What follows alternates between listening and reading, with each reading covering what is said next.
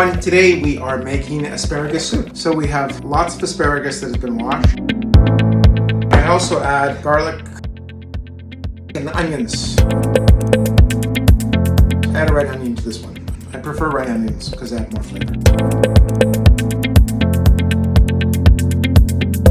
Now what we're going to do is we're going to add the garlic and onions, but we'll start with the onions first because I like to flavor the pan in the pot that you're already going to cook the soup in, so you have it in the flavor in the soup. There's the onions cooked, so now we're going to add the garlic. There's the garlic and the onions. So we're cooking that in the pot right now. And now we've added water. We are going to add some bouillon.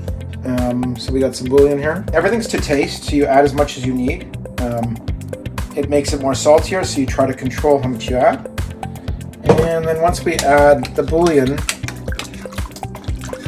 we're going to let it cook a little bit. And then we're going to add the asparagus once it's done. So now we're going to add asparagus. We've made it into 1/2 inch pieces, so just small pieces.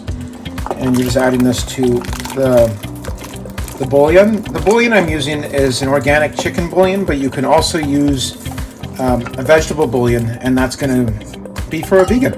And that's about it. So now we got to let that cook. We're going to cook it till it boils, and then we're going to cover it and simmer it for 30 minutes. Try a piece to make sure the asparagus is cooked, and then we will put it in the blender and go to the next step. Now what we're going to do is we boil some water with some salt, and we're adding the asparagus tops, and we're just going to blanch these. And basically we blanch them, and then we cool them with ice.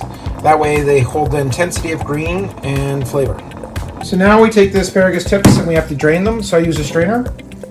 And we're just basically want to get the asparagus tips. So what we're doing with the asparagus tips, we're going to use it for the soup topping. So on the soup, on the top, you'll see at the finish what we do with it. And that's it. And so you put the asparagus tips in ice, and basically that just lets them cool quickly, and that holds the intensity of the green.